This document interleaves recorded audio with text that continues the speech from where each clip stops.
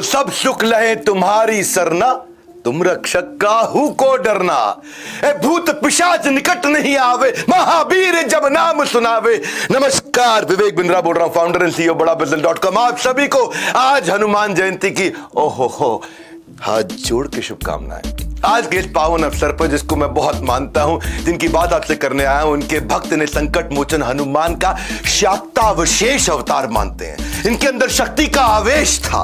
आज जिनकी बात कर रहा हूं, बिलियनियर हो या प्रधानमंत्री हो, एक्टर हो या नंबर 1 क्रिकेटर हो, हर कोई इनके कैंची धाम पर बड़े विश्वास के साथ सर झुका करके जाता है।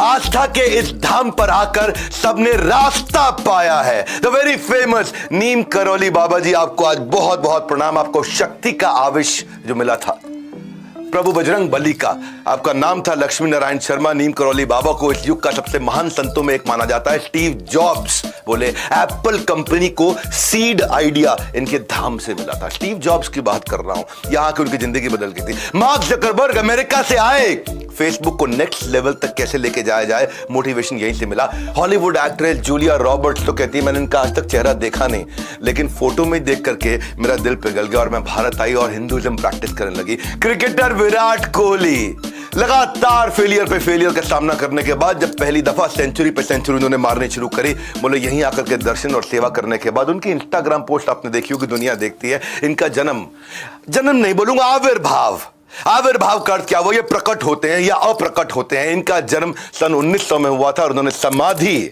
यानी कि तिरुभाव 1973 में हुआ, समाधि ली। नीम करौली बाबा ने कभी किसी भक्त को अपने पांव नहीं छूने दिए। वो कहते थे कि मेरा नहीं, हनुमान जी के पांव छुओ। उनकी कहा जाता था उनकी थोड़ी पूंछ भी थी। तो आज इस हनुमान जयंती पर, इस ऑस्पिशियस डे पर, इस शुभ दिन पर उनके ही शाक्तावशेष अवतार नीम करौली बाबा की कुछ छोटी छोटी क्विकली कहानी सुनाता हूं। इनका नाम नीम करौली बाबा कैसे पड़ा। एक दफा ये एक ट्रेन पकड़ कर निकले और वहां पे जो ट्रेन में बैठे, इनके पास पैसे तो थे नहीं। भिक्षु एक अधिकारी जो उनका भक्त था, उन्होंने कहा नहीं बैठ जाइए, कोई समस्या नहीं है। उनकी बात मान के बाबा ट्रेन में बैठ गए। पैसे थे नहीं, टिकट थी नहीं। कुछ स्टेशन चलने के बाद नया टीसी आ गया। वो तो बेचारा चला गया। नया टीसी आया, वो अटक गया। अरे उतरो, बिना टिकट के बैठ गए हो, उतरो यहां से, बिना टिकट के बैठ गए। बोले मेरे को अधिकारी ने कहा, अरे कोई अधिकारी नहीं, बिना टिकट के बैठ गए हो। बाबा जी के लिए उन्होंने ऐसा बोला। बाबा जी उतर गए, जाके नीचे करौली नाम के स्टेशन पे नीम के पेड़ के नीचे बैठ के समाधि में बैठ गए। पर वो ट्रेन नहीं चली आगे। बहुत कोशिश करी, सारे इंजीनियर, चीफ इंजीनियर सब आ गए, सब ने अपनी बुद्धि लगा ली, सब कुछ कर लिया, ट्रेन नहीं चली। अटक गई ट्रेन, वहीं के वहीं खड़ी के खड़ी रह गई। खूब हरी झंडी दिखाई जाए, हरी झंडी वाला, लेकिन ट्रेन नहीं चली। सारे अधिकारी आ गए, सबने जोर लगा लिया। उसके बाद लोगों ने बोला कि आपने उनके प्रति अपराध किया है। वो बहुत महान संत है जिनको आपने उतार के नीचे भेज दिया। माना नहीं टीसी। पर जब पब्लिक का प्रेशर बहुत बढ़ा, वो टीसी घबरा गया। वो जाकर के उसने फिर पेड़ के नीचे, जो नीम का पेड़ था, करौली स्टेशन पे उनसे माफी मांगी। और जब माफी मांगी, फर्स्ट क्लास कंपार्टमेंट में जैसे ही बिठाया, ट्रेन चल पड़ी। और तब से उनका नाम पड़ गया नीम करौली। आपको पता है आज भी लाखों लोग हर साल कैंची धाम आश्रम में जाकर के कंबल क्यों भेंट करते हैं, क्यों कंबल चढ़ाए जाते हैं? इसके पीछे की कथा सुनिए। नीम करौली बाबा हमेशा कंबल उड़ा रखते थे। एक दिन अचानक वो सबको छोड़ के निकले, बड़े खास उद्देश्य से निकल के। अपने एक बुजुर्ग, एक ऐसे दंपत्ति थे जो उनको बहुत मानते थे। बोले आज रात को आपके घर पर रुकने आए। सब वो हैरान, बोले जिनको हम भगवान का स्वरूप मानते हैं वो स्वयं हमारे घर पे आ गए सोने के लिए। गरीब थे बहुत, तो जो भी कुछ खाने का संसाधन था उनको दिया, उनको भोजन किया, एक तरह से भोग चढ़ाया उनको। और एक चारपाई थी, उस चारपाई पर उनको सुलाया, बाकी दोनों जमीन पे सो गए। उस दिन रात को जैसे जैसे आधी रात बीतने के बाद नीम करौली बाबा कराहने लगे। बहुत आवाज आने लगी, जैसे कि उनको बहुत मार रहा हो, बहुत पीट रहा हो। वो सोए हुए थे। बुजुर्ग दंपत्ति ने उनको उठाना भी ठीक नहीं समझा और खुद वो सो नहीं पाए, क्योंकि वो करा रहे थे, इतना उनको दर्द हो रहा था। बहुत बहुत बहुत तेज दर्द हो रहा था, हिल रहे थे, कांप रहे थे। वो दर्द उनको देख रहे थे। तो जब वो सुबह उठते ही नीम करौली बाबा ने धीमे से इस कंबल को आराम से लपेटा। आराम से लपेटने के बाद बुजुर्ग दंपत्ति को दे दिया। बोला इसे गंगा में प्रवाहित कर देना, कंबल खोल के मत देखना। ये बड़े हैरान हो गए दोनों। कंबल को प्रवाहित कर दें, खोल के ना देंगे। कंबल जैसे ही उठाया, कंबल बहुत भारी, ऐसा लगा जैसे इसमें लोहा भरा पड़ा है, बहुत भारी कंबल। बहरहाल उन्होंने गुरुदेव की आज्ञा, कंबल नहीं खोला, जाकर के प्रवाहित किया। अजीब सा लगा कंबल प्रवाहित करते वक्त। कुछ दिन के बाद उसी दंपत्ति का बेटा बांग्लादेश से वॉर के बाद लौटा, जो कि ब्रिटिश फौज में एक सैनिक था और दूसरे विश्व युद्ध में उस समय बर्मा फ्रंट पर तैनात था ब्रिटिश आर्मी की तरफ से। लड़ाई की स्थिति पूछने पर पता चला कि दुश्मन उस रात को, और ये वही रात थी जिस दिन बाबा नीम करौली उनके घर आए थे, पूरे दुश्मन की फौज ने उसको घेर लिया और सबको घेर लिया। वहां कुछ थोड़े से सैनिक बचे थे और लगातार रात भर गोलियां मारते रहे। सारे सैनिक मर गए, इसको एक भी गोली नहीं लगी। मेरे बोलते बोलते रोंगटे खड़े हो रहे हैं। इसको एक भी गोली नहीं लगी। पूरी रात गोलियां चलती रही, सब मर गए, इसको एक गोली नहीं लगी।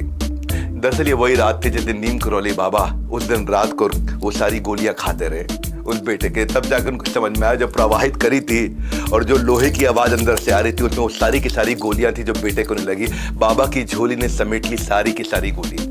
इसलिए आज भी कैंची धाम स्थित मंदिर के अंदर बाबा को सारे के सारे भक्त लोग जाकर के बड़े हृदय से कंबल चढ़ाते हैं। और आज जो उस धाम पर कंबल चढ़ाता है बाबा, उसका बल कभी कम नहीं होने देते, उसका बल बढ़ता चला जाता है।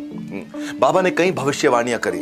बाबा के बारे में वो सिद्ध पुरुष थे कि प्रयागराज में गंगा में डुबकी मारते थे और हिमालय से निकलते थे।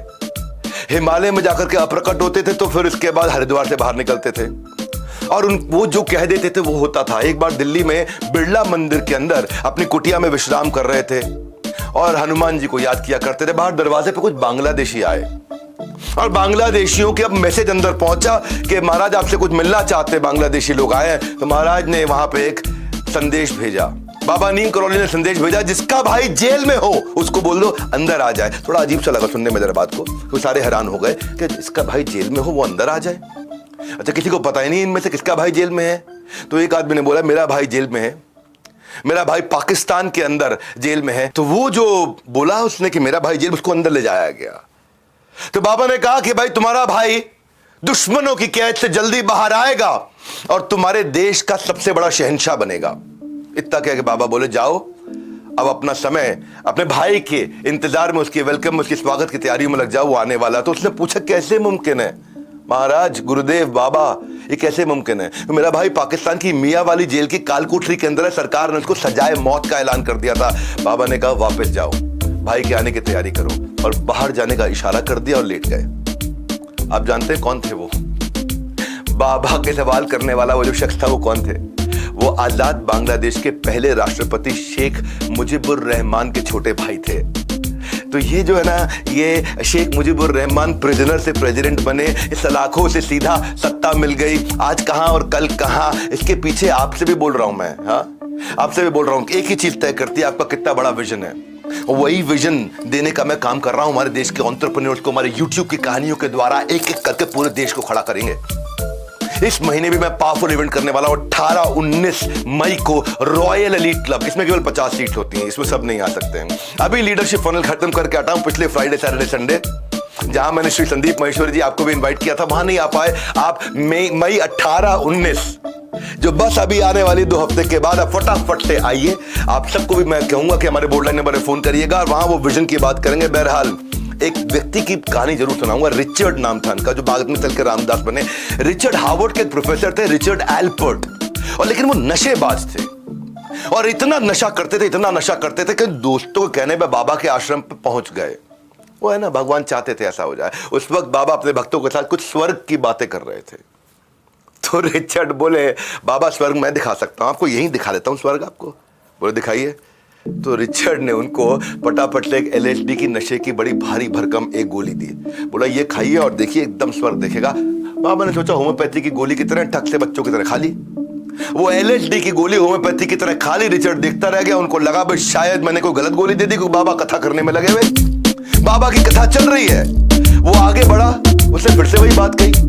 बाबा ने कहा मुझे कुछ स्वर्ग जैसा महसूस हुआ नहीं है, तो सब ऐसा ही लग रहा है मुझे। उसने कहा रुको रुको बाबा, हो सकता है मैंने गलत गोली दे दी। 2 गोली और पकड़ा दी LSD की। 3 गोली एक दिन में सबसे बड़ा नशेबाज भी नहीं खा सकता था। तीनों गोली उन्होंने ले ली, एक पहले 2 बाद में। अब ये रिचर्ड देखता रह गया, बाबा कथा कर रहे हैं स्वर्ग की। अच्छा, वो रिचर्ड जब परेशान हुआ, अपना माथा पीटने लगा, ये हुआ क्या? तो बाबा समझ गए परेशान है। बोला क्या हुआ? मुझे स्वर्ग नहीं दिखा, तुम परेशान क्यों हो रहे हो?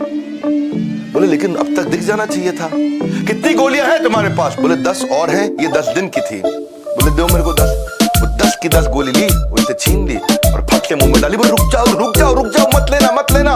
बाबा ने फट से 10 की 10 गोलियां डाली, एक घूंट पानी पिया और अपनी फिर कथा में लग गए। मेरे चोट चिल्लाने लगा, अरे मर जाएंगे मर जाएंगे मर जाएंगे, हॉस्पिटल बुलाओ, एम्बुलेंस बुलाओ, डॉक्टर बुलाओ, सब बुलाओ। अब सारे के सारे उनके शिष्य लोग चिल्लाने लगे, भाई लड़का चिल्ला रहा है, कुछ हो ना जाए। तो प्रेशर के अंदर बाबा की डॉक्टर जांच कराई गई, उसके अंदर से कुछ नशा निकला ही नहीं। इससे हुआ क्या, उसका सारा नशा उतर गया ये देख के कि महाराज को कोई नशा नहीं हुआ। रिचर्ड बाबा की चमत्कारी शक्तियों को मान गया और अमेरिका वापस कभी भी ना जाने का वचन लेके जीवन भर उनकी सेवा के लिए आश्रम में रुका। उनके सबसे महान शिष्यों में से एक थे रिचर्ड। उनका नाम बाबा ने बदल के बाद में रामदास रख दिया था। एक तरफ थी गोली और एक तरफ थे बाबा नीम करौली। जय बजरंग बली। आज बड़ा खास दिन है, बहुत दिल से बात करना चाहता था। वो बाबा को स्वर्ग दिखाने आया था, बाबा ने उसका जीवन स्वर्ग बना दिया। भक्ति रस से बड़ा कोई नशा नहीं है, ये चढ़कर कभी उतरता नहीं है। नीम करौली बाबा का कैंची